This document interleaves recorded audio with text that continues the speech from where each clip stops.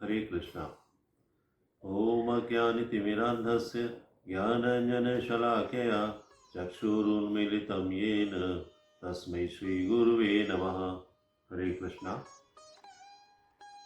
आज हम चर्चा कर रहे हैं भगवान श्री कृष्ण की गोवर्धन लीला की। ये कथा कुछ इस प्रकार है कि एक दिन जब कृष्ण ने देखा कि ब्रज में किसी बड़े उत्सव की तैयारी चल रही है, तो सब कुछ जानते हुए भी उन्होंने नंद महाराज से प्रश्न किया कि ये सब क्या हो रहा है और ये किसके लिए इतना बड़ा आयोजन किया जा रहा है, इसका क्या महत्व है और इसकी क्या आवश्यकता है। तो नंद महाराज ने बोलना शुरू किया। उन्होंने कहा, मेरे प्यारे कृष्ण, हम इंद्र यज्ञ कर रहे हैं क्योंकि आप देख रहे हैं कि हम ग्वालों के समुदाय से हैं।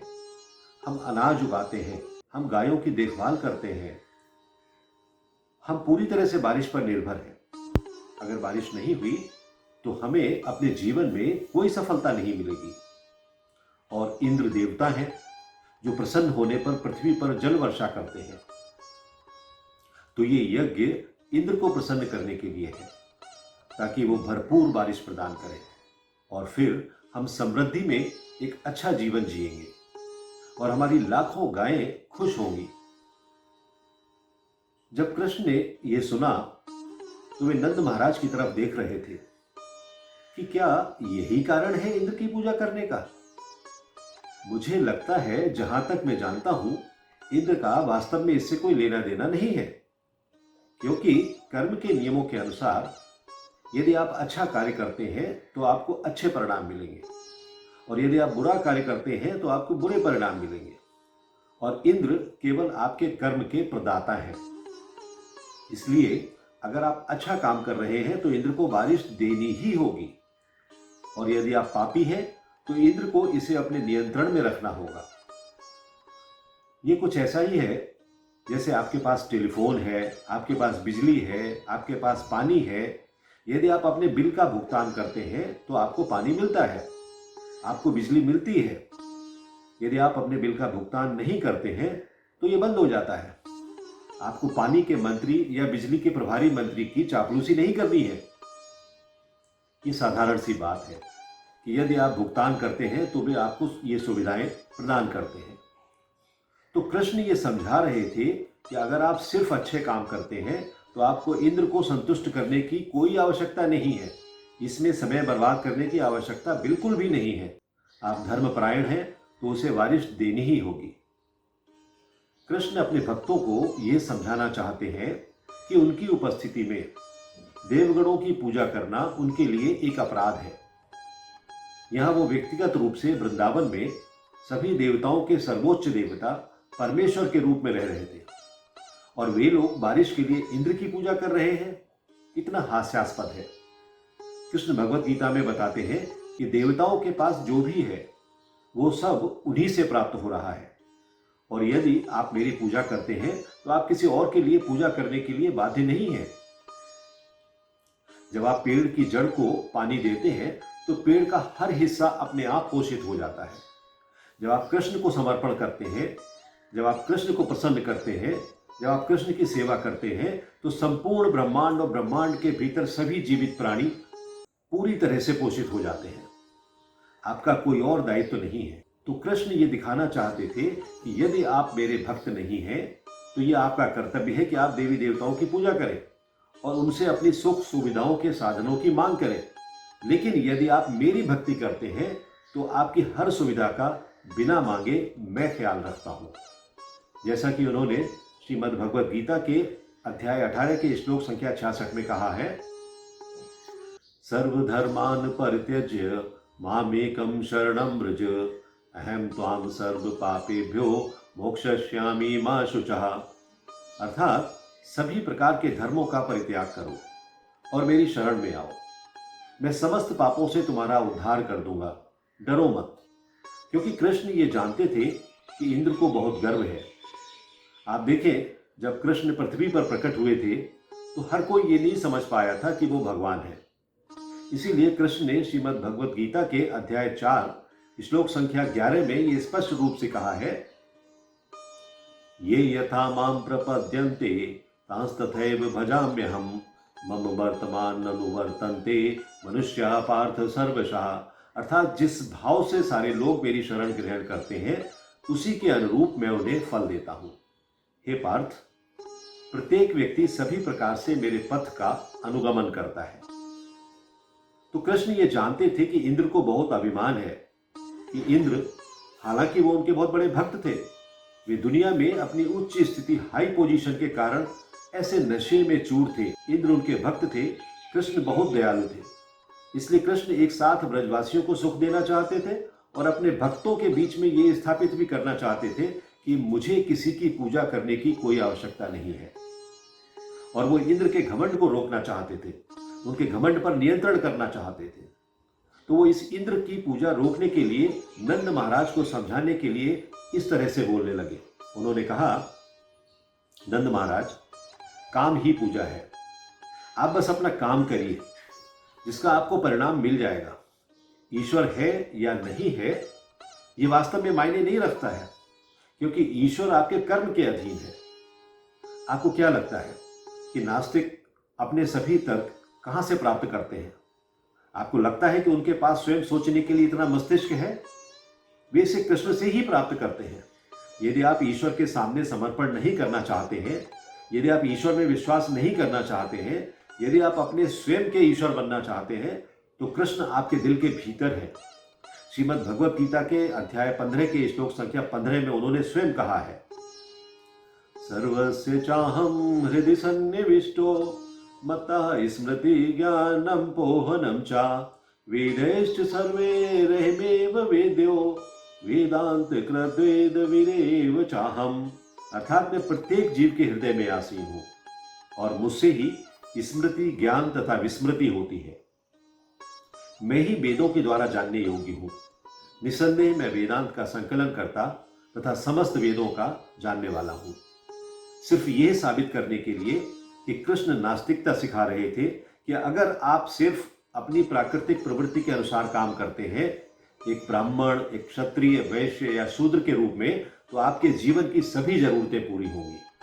तो बस अपना कर्तव्य निभाओ।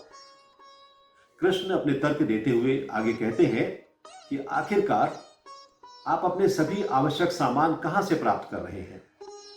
गोवर्धन पर्वत से, गायों से और ब्राह्मणों से।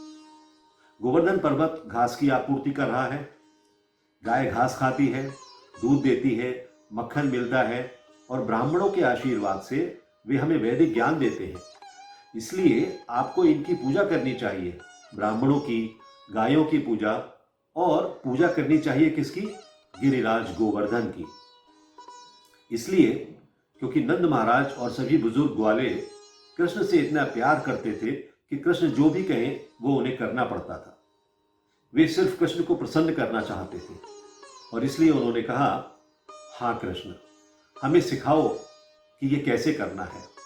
तब कृष्ण ने कहा कि सब लोग खीर बनाइए, पूरियां बनाइए, हलवा, रसगुल्ला और गुलाब जामुन बनाइए, लड्डू बनाइए, चपातियां बनाइए, चावल और सब्जियां बनाइए और दही लेकर आइए और सभी तरह के बढ़िया केक बनाइए। इतने अच्छे खाद्यान्न बनाइए कि सबके मन में, सबके मुंह में पानी आने लगे। इतना सुनते ही सभी तैयारियों में जुट गए और भारी मात्रा में प्रसाद का बनना शुरू हो गया। और फिर उसके बाद सभी ने अच्छे अच्छे नए कपड़े पहने और फिर सभी अपनी गायों के साथ बैलगाड़ियों पर सवार होकर अपना सामान लादकर गोवर्धन पर्वत की परिक्रमा करने पहुंच गए। बड़ा ही अद्भुत दृश्य था। सभी में बड़ी ऊर्जा थी, किसी में भी थकान का नामो निशान नहीं था। वे कितने अद्भुत थे। जब वे गोवर्धन पर्वत, भोग पर्वत और पहाड़ों की परिक्रमा कर रहे थे, बड़े ही अद्भुत खाद्य पदार्थ, वे सभी कृष्ण और बलराम की महिमा का जाप कर रहे थे। और समारोह समाप्त होने के बाद हर कोई बहुत खुश था, इतना हर्षित था कि मत पूछिए। तब कृष्ण ने कहा, आइए हम सब मिलकर इस प्रसाद को गिरिराज गोवर्धन को अर्पित करें। इसलिए जब वे भोग अर्पित कर रहे थे, ठीक उनकी आंखों के सामने गोवर्धन पर्वत ने एक व्यक्ति का रूप ग्रहण किया और यह व्यक्तिगत रूप इतना बड़ा हो गया और यह कृष्ण की तुलना में बिल्कुल भी कम नहीं था। ऐसा लगता था मानो कि कृष्ण स्वयं प्रसाद स्वीकार करने के लिए आए हैं।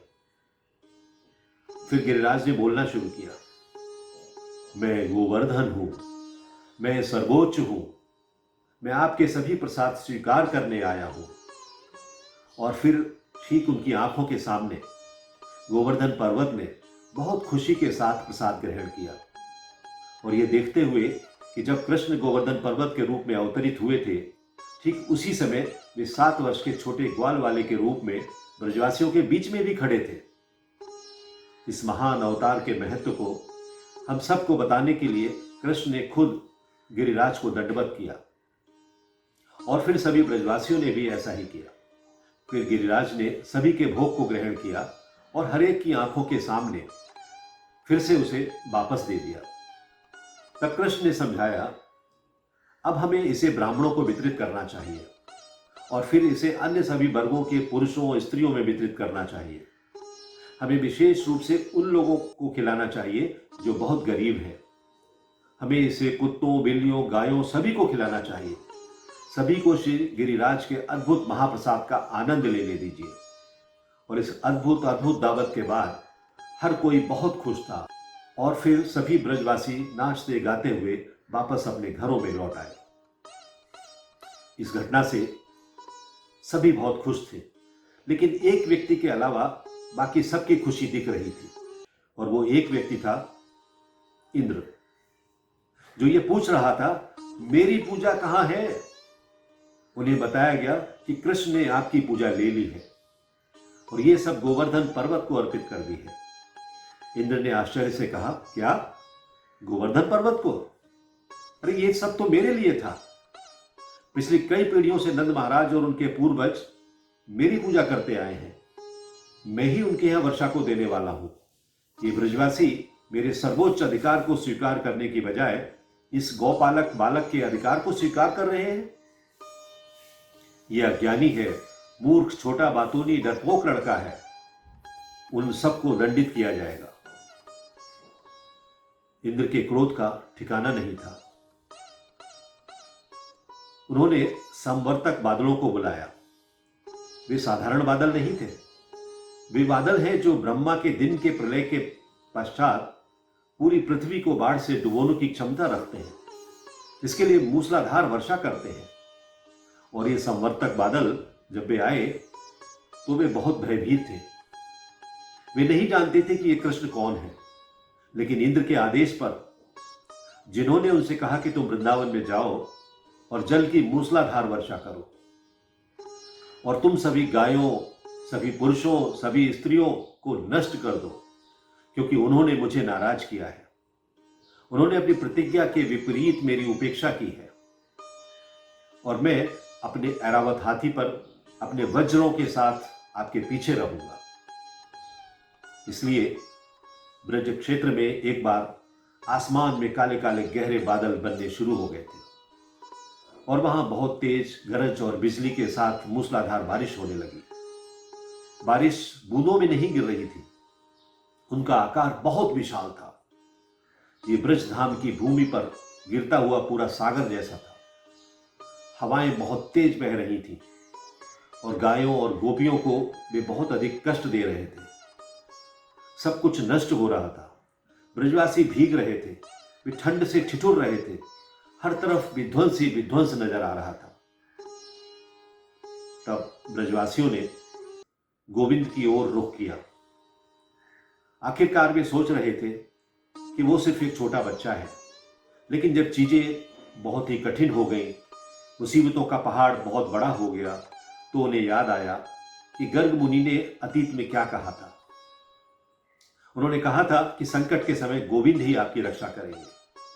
इसलिए वे सभी कृष्ण के पास पहुंचे कि कृपया हमारी रक्षा करें। इंद्र बहुत क्रोधित हो गए हैं। तो कृष्ण मुस्कुराए। उन्होंने अपने मन में सोचना शुरू कर दिया कि मेरे भक्तों, ये सब मेरी गलती है। मैंने इंद्र को नाराज कर दिया है क्योंकि वो बहुत गर्व करता है। आज उसके अभिमान को तोड़ना होगा, क्योंकि वो बहुत बड़े धनी व्यक्ति हैं और उनके पास दूसरों पर इतना अधिकार और शक्ति है कि वे नशे में हो गए हैं। और मैं अपने भक्त के हृदय में गर्व को बर्दाश्त नहीं कर सकता। आज मैं उसका घमंड चूर चूर कर दूंगा। यद्यपि वो एक कीट की तरह एक तुच्छ सा जीव है, उसका अभिमान हिमालय पर्वत की तरह हो गया है, लेकिन आज उसे कुचल दिया जाएगा। इसलिए कृष्ण ने फिर अपना घर छोड़ दिया और वो भागकर वहां जा पहुंचे जहां गोवर्धन पर्वत था। और यह विश्वनाथ चक्रवर्ती ठाकुर द्वारा वर्णित किया गया है कि जिस समय वो घर से भागे थे उस समय वे बिल्कुल भी नहीं भीगे। उनको वर्षा की एक बूंद ने भी स्पर्श नहीं किया, जबकि घमासान बारिश हो रही थी, मूसलाधार पानी पड़ रहा था। वो बताते हैं कि जब कृष्ण अपने घर से गोवर्धन पर्वत की ओर गए तब योग माया ने अपनी शक्ति से इंद्र के नियंत्रण से परे आसमान को साफ कर दिया। इसलिए पानी की एक बूंद भी उनके सिर के एक बाल पर भी नहीं पड़ी। और फिर भगवान श्री गिरधारी ने बाएं हाथ के साथ सहजता से एक बच्चे की तरह, जैसे एक मशरूम को उठाते हैं, उन्होंने गोवर्धन पर्वत को उठा लिया। गिरिराज गोवर्धन की जय। उन्होंने इसे अपने बाएं हाथ की छोटी उंगली पर धारण किया और उन्होंने वृंदावन के सभी निवासियों से कहा, अब आप निश्चिंत हो जाइए, इस पर्वत के नीचे आ जाइए। ये गर्म और शुष्क जगह है, आपको डरने की कोई आवश्यकता नहीं है। सभी लोग, सभी ब्रजवासी अपने सामान के साथ, अपनी गायों के साथ, अपने बछड़ों के साथ उस पर्वत के नीचे आ गए। गिरिराज गोवर्धन को जब कृष्ण ने अपनी एक छोटी सी उंगली पर उठाया तो ब्रजवासियों ने अपनी अपनी लठियां भी नीचे से लगाकर ऐसा प्रदर्शित किया कि मानो वे गिरधारी को गोवर्धन उठाए रखने में सहायता कर रहे हैं ताकि वे थक ना जाए। नंद महाराज की हजारों गायें और सभी गोपा और गोपियां, ब्रज के अन्य पशु और पक्षी सभी गिरिराज गोवर्धन के नीचे जमा हो गए। उन्होंने खाने पीने या सोने के बारे में कुछ नहीं सोचा।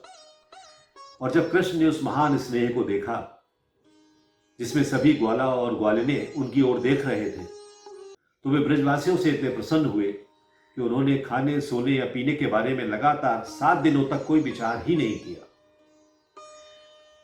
तो इस तरह से 7 दिन बीत गए। ये उन सभी के लिए प्यार का एक उत्साहपूर्ण त्योहार था।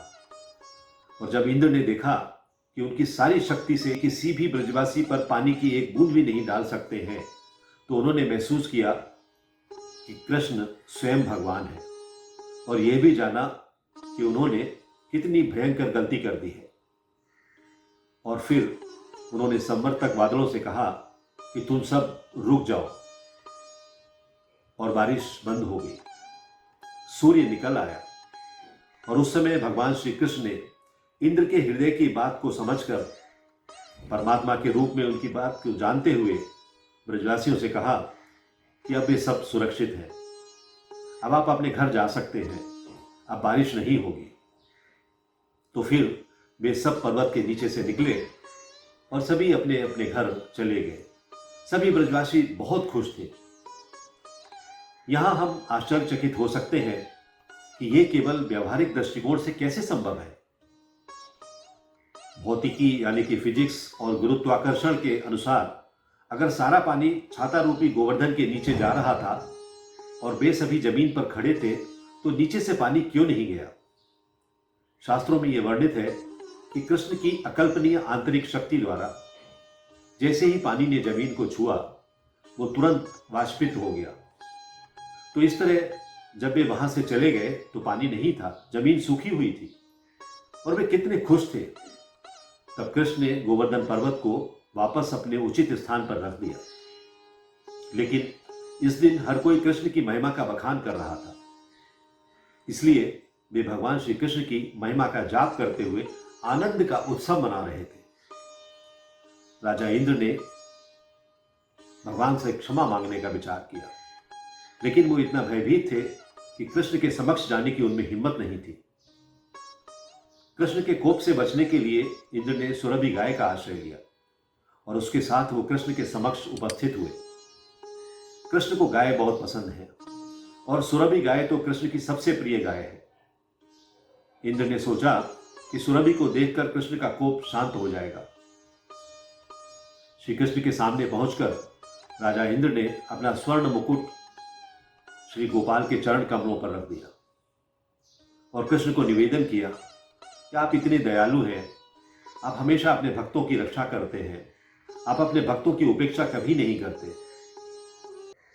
अद्भुत महल, सुंदर पत्नी, अद्भुत विलासिता जो मुझे मेरे पद के कारण दी गई है, स्वर्ग का राजा होने का मुझे अभिमान हो गया है और मेरे अभिमान में मेरी आध्यात्मिक प्रगति अवरुद्ध हो गई है और मैं इस हालत में इतना नशे में था कि मुझे पता भी नहीं चला। लेकिन आपकी महान दया है कि आप अपने भक्त को कभी नहीं भूलते और आपने मेरे अभिमान पर अंकुश लगाया है। आपने फिर से मुझे याद दिलाया है कि मैं केवल तुच्छ सेवक हूं, जो आपके चरण कमलों की धूल का आकांक्षी हूं। मैं आपका दास हूं। इस तरह भगवान श्री कृष्ण ने इंद्र का अहंकार चूर चूर कर दिया और उनकी सही स्थिति का एहसास उनको करा दिया। तो जब तूफान हमारे जीवन में आते हैं, और वे आएंगे क्योंकि हर सुख के बाद दुख आता ही है, लेकिन कुछ दिन ऐसा लगेगा कि सब कुछ हमारे खिलाफ है, ये एक भयानक स्थिति हो सकती है। तब हमें क्या करना है? हमें गिरधारी के चरण कमलों का आश्रय लेना है और कहना है कि हे गोविंद, हे गोपाल, मैं आपका हूं, मैं आपकी सेवा कैसे कर सकता हूं, कृपया मुझे बताएं और मुझे इस संकट से बचाएं।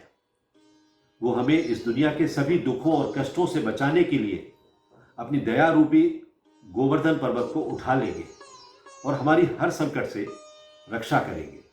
गिरिराज गोवर्धन की जय। हरे Krishna. If you like this video, press the like button and share it with your family and friends. If you want to watch more such videos, please subscribe to our channel, and for getting updates, press the bell icon.